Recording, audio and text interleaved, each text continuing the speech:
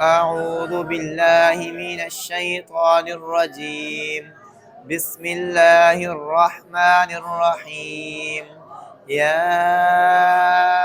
أيها النبي جاهد الكفار والمنافقين واغلظ عليهم ومأواهم جهنم وبئس المصير.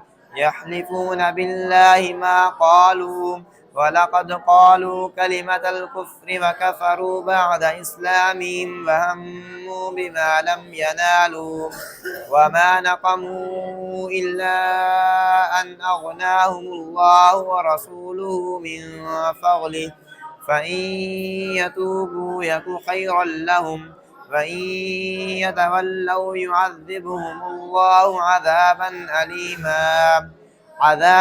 أليما في الدنيا والآخرة وما لهم في الأرض من ولي ولا نصير.